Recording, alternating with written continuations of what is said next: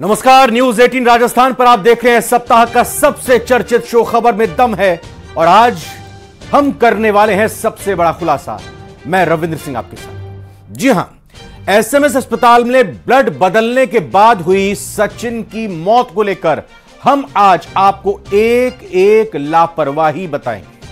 कब, कैसे और कौन इस लापरवाही का जिम्मेदार है। इसके साथ ही दिखाएंगे आपको प्रदेश में चल रहे सबसे बड़े धर्मांतरण की सबसे बड़ी जिहादी फौज के बारे में भी। वहीं आपको दिखाएंगे कैसे कैशियर की हिम्मत ने लुटेरों को पस्त कर दिया। तो बने रहिए हमारे साथ। शुरू करते हैं, खबर में दम है।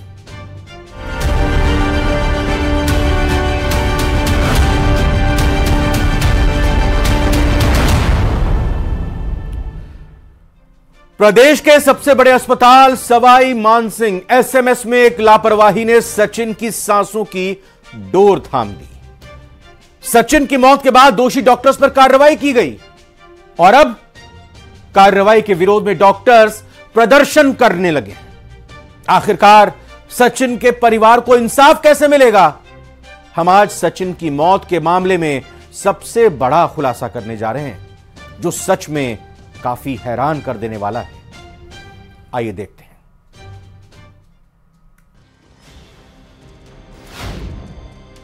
बर्खास्त करो, बर्खास्त करो। हमको मुआवजा चाहिए, वो भी लिखित में चाहिए। 1 करोड़ रुपया चाची जी की। सचिन को न्याय दो, न्याय दो, न्याय दो। टूट गई सचिन के सांसों की डोर। बाद में भैया के अब तक उन्होंने आंखें नहीं खोली, ऐसा क्यों हुआ? गलत ब्लड ने ले ली सचिन की जान। मौत कहें या हत्या, उठ रहे सवाल। बर्खास्त करो, बर्खास्त करो। सचिन को मौत कहें या हत्या, उठ रहे सवाल। बर्खास्त करो, बर्खास्त करो। आखिर कब मिलेगा सचिन को इंसाफ?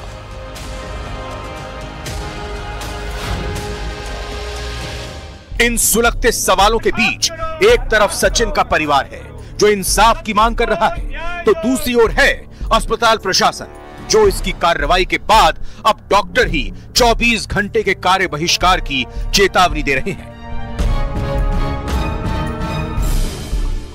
सचिन की मौत का दोषी कोई भी हो, उसे सजा मिलनी ही चाहिए, लेकिन ये डॉक्टर्स की हट ही कहेंगे, क्योंकि जांच के बाद दोषी मिले, दोषी मिलने पर कार्रवाई हुई, तो अब कार्रवाई पर तकरार कैसी? प्रिंसिपल सर के स्तर से वार्ता करी हमने और हमारे जो रेजिडेंट साथी जो निर्दोष थे उनके बारे में हमने हमारी बात रखी, उन्होंने भी हमारी बात रखी और सचिवालय स्तर पे मैडम से और जॉइंट सेक्रेटरी सर से बात करी है। अभी उन्होंने बुलाया है, तो अभी हम उनसे मिलके और हमारे निर्दोष साथियों के जो भी मैटर में जो बात है वो हम रखते हैं और आगे की रणनीति जैसे भी जिस भी स्तर पर हमारे निर्दोष साथियों के अगर ये ऑर्डर रिवर्ट होने के या ऑर्डर बदलने के अगर नहीं सरकार मानती है, तो हमारा प्रोटेस्ट तब तक हमारा जारी रहेगा। लेकिन जान बचाने वाले खून से सचिन की जान कैसे गई, ये एक बड़ा सवाल है।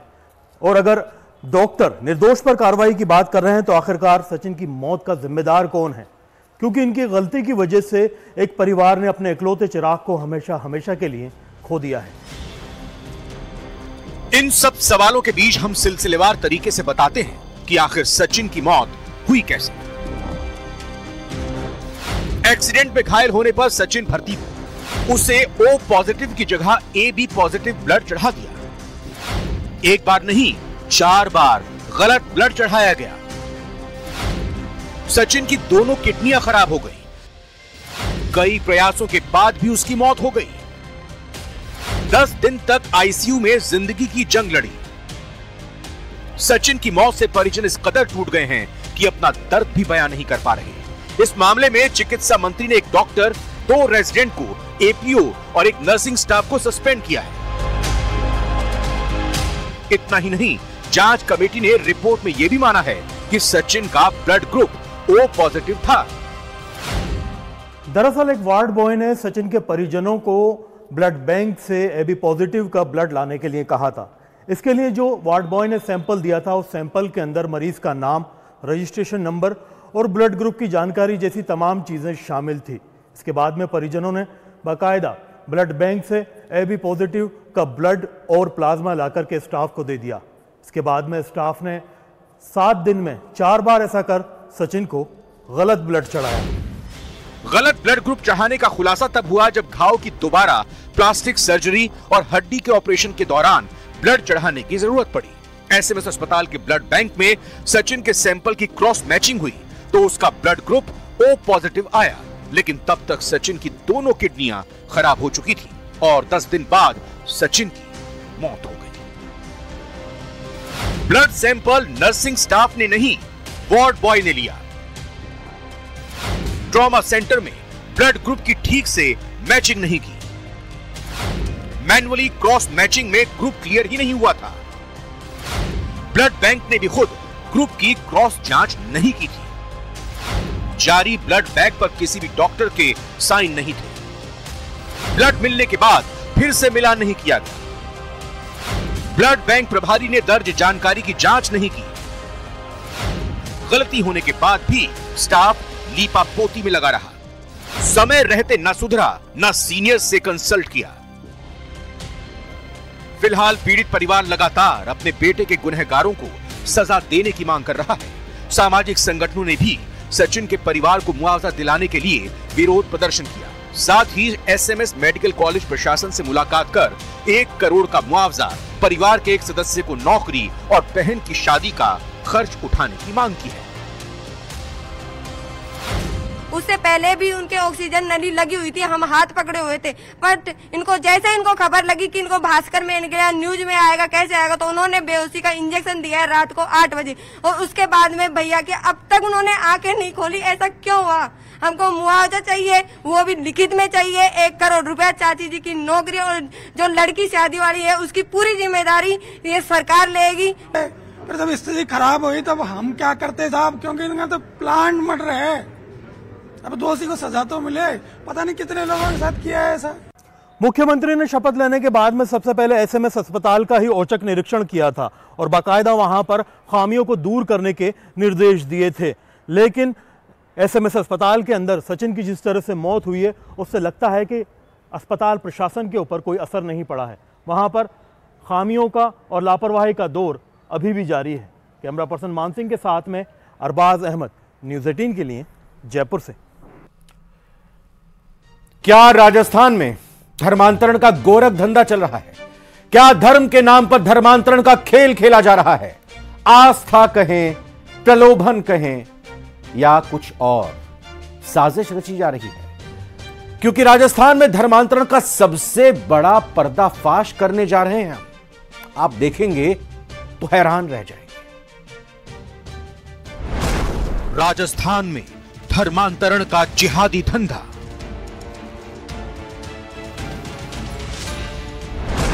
आस्था, प्रलोभन या कुछ और ही है खेल? ये तो भोले बाबा कर लो।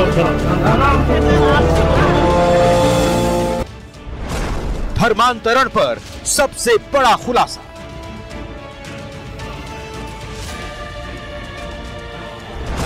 पैसा, नौकरी, लालच, धर्मांतरण का सच। जी हां, राजस्थान में धर्मांतरण का जिहादी धंधा चल रहा है। धर्म के नाम पर धर्मांतरण का खेल खेला जा रहा है। आस्था कहें, प्रलोभन कहें या कुछ और ही गहरी साजिश रची जा रही है। क्योंकि राजस्थान में अलग अलग धर्म में धर्मांतरण को सबसे बड़े स्तर पर अंजाम दिया जा रहा है और ये 3 तस्वीरें इसकी सबसे बड़ी गवाह हैं। भरतपुर धर्मांतरण गैंग किस तरीके से पैर पसार चुका है, 20,000 का आंकड़ा इसका सबसे बड़ा सबूत है। ईसाई धर्म के लोग सत्संग के जरिए हिंदू धर्म के लोगों का धर्म परिवर्तन करा रहे थे। 1 फरवरी को चिकसाना इलाके के पीपला गांव में धर्म परिवर्तन के लिए एक होटल में सभा का ही आयोजन कर दिया गया था। अब तक की जांच में खुलासा हो चुका है कि करीब 20,000 लोगों का धर्म परिवर्तन हो चुका है। अजय नाम के एक शख्स के घर धर्म परिवर्तन का गोरख धंधा चल रहा था। 3 लोगों को धर्म परिवर्तन के सर्टिफिकेट दिए भी जा चुके थे। लेकिन इस बीच जैसे ही लोगों को धर्मांतरण गैंग की जानकारी मिली, सब के सब उस घर की तरफ दौड़ पड़े। मामले का खुलासा विश्व हिंदू परिषद के जिला अध्यक्ष ने मौके पर पहुंचकर किया। जहां से पैसों के हिसाब किताब और कई सारे सर्टिफिकेट्स बरामद हुए हैं। खुलासा हुआ कि धर्म परिवर्तन के लिए दलाल को 10,000 रुपए दिए जाते थे और यह काम पिछले 3 साल से चल रहा था, लेकिन किसी को कानो कान भनक तक नहीं लगी। इस गैंग का सरगना विजेंद्र सिंह नाम का शख्स है, जो कार्यक्रम के हिसाब से पैसे तय करता था और इसके लिए पूरी फंडिंग चंडीगढ़ से की जाती थी। यहाँ भरतपुर में कम से कम 20 जगह उन्होंने ये कबूल किया है पुलिस के सामने। उन्होंने ये कि हमारी 20 जगह गतिविधियां चल रही हैं और अब तक हम कम से कम 12 से 15 हजार लोगों को धर्मांतरण करा चुके हैं। कोटा के सांगोद कस्बे के पास खजूरी राजकीय उच्च माध्यमिक विद्यालय में भी लव जिहाद और धर्मांतरण का खेल चल रहा था। इतना ही नहीं, एक हिंदू छात्रा के धर्म कॉलम में मुस्लिम बताया गया। पहले आप इस एडमिट कार्ड को देख लीजिए। हिंदू छात्रा के धर्म के कॉलम में मुस्लिम लिखा हुआ है। सामने आया है कि एक हिंदू छात्रा के परीक्षा फॉर्म में साल 2019 से धर्म के कॉलम में शिक्षक फिरोज इस्लाम लिख रहा था। विद्यालय में जबरन नमाज अदा कराने और धर्मांतरण टूल किट अप्लाई करने की शिकायतें मिली हैं। हैरानी की बात यह है कि बाद में इसी छात्रा का अपहरण भी कर लिया जाता है।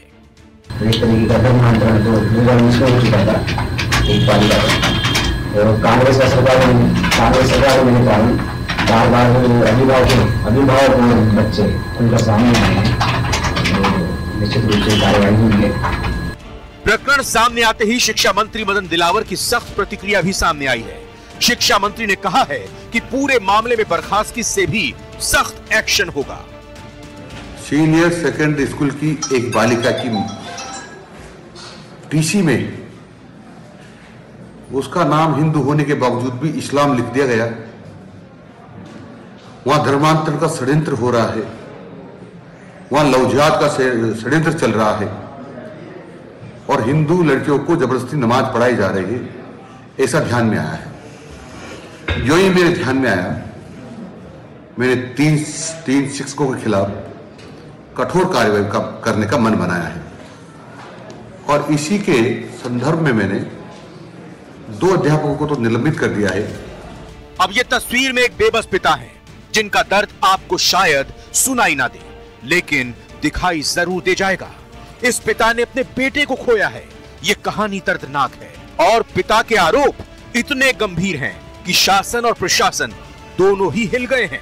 इस बुजुर्ग का बेटा एयरफोर्स का जवान था, लेकिन उसने आत्महत्या कर ली। लेकिन इसके पीछे गहरा षड्यंत्र था, क्योंकि पिता के आरोप ऐसे थे जिसे सुनकर आप भी हैरान रह जाओगे, क्योंकि पूरा मामला ब्लैकमेलिंग और जबरन धर्मांतरण का है। बुजुर्ग ने मकराना थाने के पुलिसकर्मी मोहम्मद सईद और उसके बेटे और पुत्रवधू पर आत्महत्या के लिए उकसाने और धर्म परिवर्तन के लिए दबाव बनाने का आरोप लगाया है। पिता का कहना है कि जवान पर 19 फरवरी को रेप का केस दर्ज करवाया गया और 20 फरवरी को जवान ने आत्महत्या कर ली। लेकिन बड़ा सवाल है कि धर्मांतरण का धंधा खत्म कैसे होगा। दूसरा बड़ा सवाल यह है कि इस साजिश में और कितने लोग शामिल हैं। Bureau report, news 18 Rajasthan.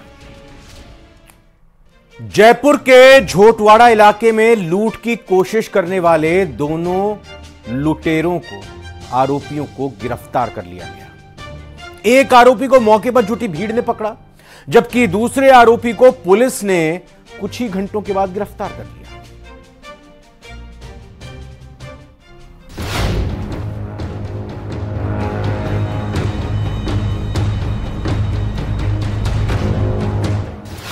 PNB में डकैती डालने के लिए घुसे भाई।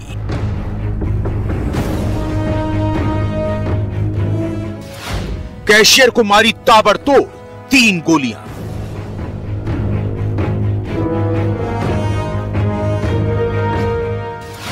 कर्मचारियों को बनाया बंधक, फिर बैंक लूट की इनसाइड स्टोरी।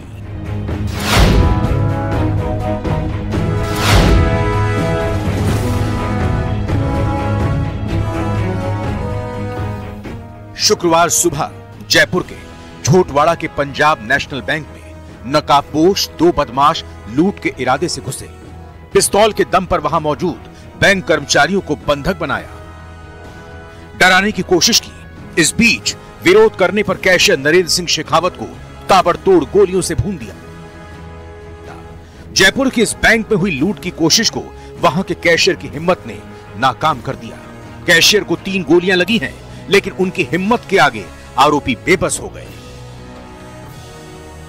ठीक मेरे पीछे पंजाब नेशनल बैंक के झोटवाड़ा ब्रांच के अंदर सुबह करीब 10 बजे डकैती की यहाँ पर जो घटना है वो सामने यहाँ पर आई है।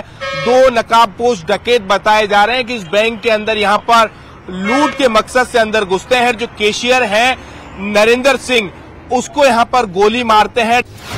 बैंक लूटने के लिए बदमाश 3 महीने से रेकी कर रहे थे।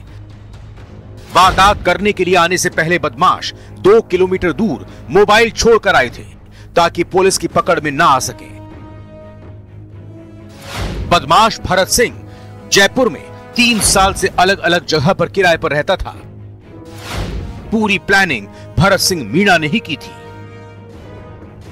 बैंक ओपन होने के 10 मिनट बाद करीब 9:40 पर हाथों में दस्ताने और मुंह पर मास्क लगाए 2 लड़के आए।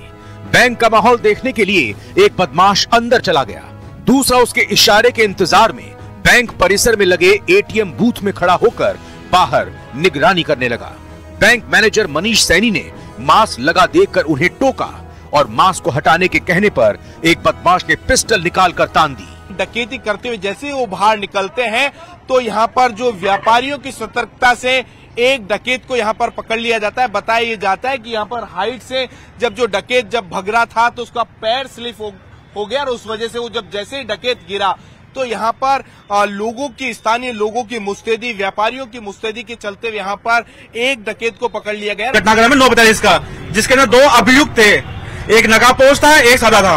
वो 2 अंदर गए, अंदर फायरिंग हुई है। एक जो बंदा था उसने फायरिंग करी है, नंद सिंह शेखावत, जिनके ऊपर फायरिंग हुई है, वो कैशियर थे, वो वहीं गिर पड़े। वो यहीं गिर पड़े। जो दूसरा अभियुक्त था वो भग के आया, वो एक तो भगने सफल हुआ जिसके पांव में चोट लगी है, और दूसरा था उसको यहाँ पर सीढ़ी से गिरते टाइम वो गिर गया, संभाल नहीं पाया अपने आप को। जितने में अशोक जी चाय वाले और कुछ यहाँ के लोकल लोगों ने हमने उनको पकड़ कर दबोच लिया। जैसे ही head cashier Narendra Singh bank पहुंचे तो बदमाशों के साथ उनकी हाथापाई हो गई और बदमाश ने उन पर ताबड़तोड़ गोलियां चला दी। पहली गोली दाहिने ओर पेट पर, दूसरी गोली पीठ पर और तीसरी गोली बाईं ओर सीने के पास लगी। 3 गोलियां लगने के बाद भी कैशियर ने कंधे पर लटका बैग नहीं छोड़ा और 7 मिनट तक संघर्ष के बाद भीड़ ने एक बदमाश को पकड़ लिया, जबकि दूसरा बदमाश मौके से फरार हो गया।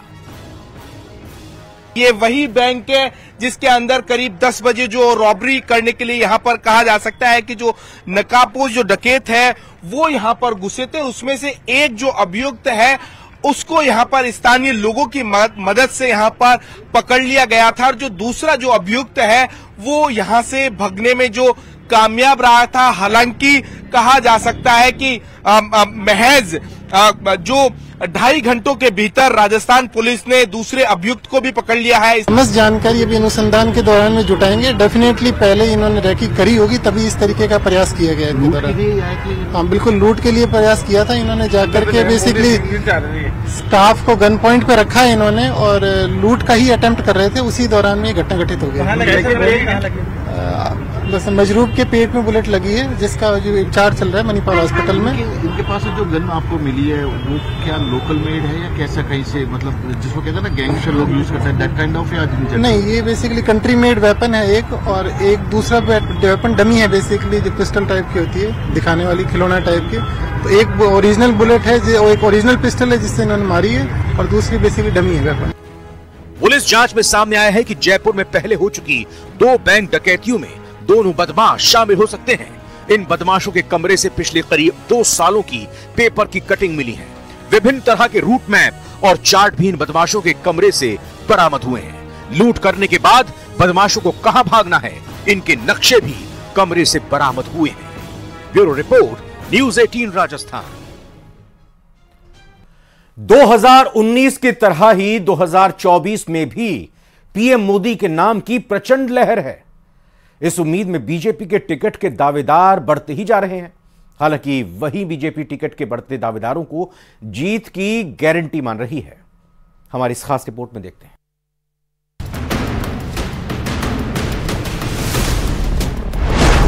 मोदी का नाम जीत की गारंटी।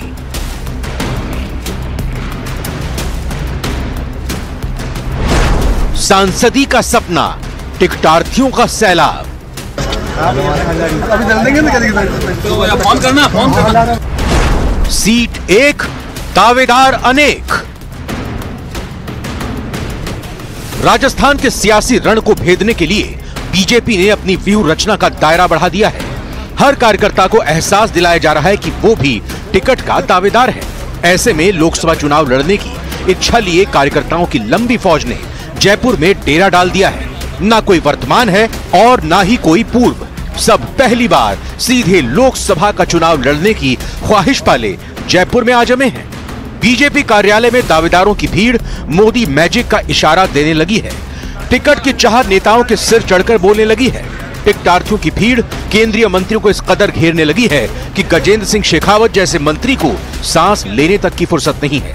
वहीं बीजेपी लोकसभा चुनाव में इसे पार्टी के लिए शुभ संकेत मान रही है। एनडीए जीतेगा या आज आप अपना कलम लेकर के, स्याही लेकर के अपनी डायरी में लिख लीजिए। लोकसभा के चुनाव सामने है, इसलिए वो हाईएस्ट प्रायोरिटी का विषय था। 25 की 25 सीटें जीतेगी बीजेपी। बीजेपी में टिकटार्थियों को इस बाढ़ के पीछे पीएम मोदी की लोकप्रियता और एक बार फिर केंद्र में मोदी सरकार बनने की संभावनाओं को बड़ी वजह बताया जा रहा है। ऐसे में टिकटार्थियों की लिस्ट लंबी होती जा रही है। सभी को भरोसा है पीएम मोदी के चेहरे पर और यही उम्मीद कार्यकर्ताओं को चुनाव लड़ने के लिए प्रेरित भी कर रही है। भारतीय जनता पार्टी ही एक ऐसी पार्टी है जहां सामान्य कार्यकर्ता भी अपनी आशा दिखाता है, तो निश्चित रूप से इसमें कोई हर्ज नहीं, दावेदारी कोई करना कोई हर्ज नहीं। लेकिन टिकट मिलने के बाद चूंकि हमारा प्रत्याशी कमल का फूल, इस ध्येय के साथ फिर सब लोग लग जाते हैं। पूर्वी राजस्थान की धौलपुर करौली सीट से सबसे ज्यादा दावेदारियां पेश की गई हैं। ये इलाका किसी समय कांग्रेस के सबसे मजबूत किलों में गिना जाता था, लेकिन मोदी नाम की लहर ने इस किले को लगातार 2 बार फतह किया है। इस सीट से करीब 70 नेताओं ने चुनाव लड़ने की दावेदारी पेश की है। ये सीट एससी के लिए रिजर्व है, लिहाजा जाटव, कोली, खटीक, बैरवा जातियों के कई कद्दावर नेता कतार में हैं।